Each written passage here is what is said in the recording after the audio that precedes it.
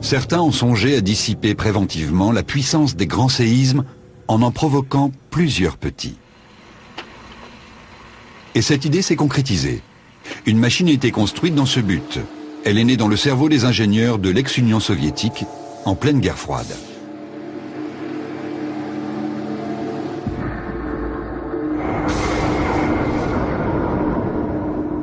Conçue pour fournir une nouvelle source d'énergie, la machine à tremblement de terre avait la puissance d'un petit réacteur nucléaire.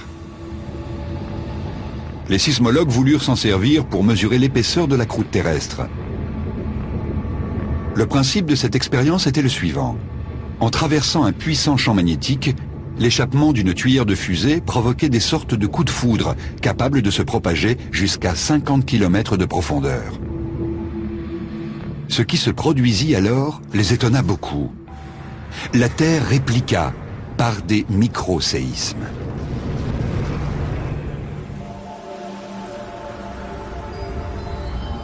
De là à imaginer qu'en soulageant la pression accumulée sous la croûte terrestre, on pourrait éviter un grand séisme comme celui qui menace Istanbul, il n'y a qu'un pas qu'il ne faudrait pas franchir à la légère.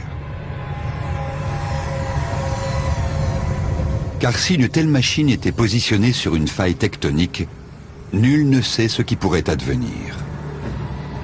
Peut-être une incontrôlable réaction en chaîne de tremblements de terre et de tsunamis dans le monde entier.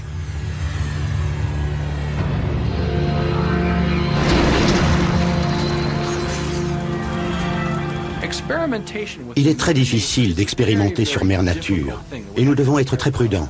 On pourrait en fait déclencher un séisme plus important que celui que nous tenterions d'éviter. Des militaires américains ont acheté la machine à tremblement de terre à l'issue de la guerre froide.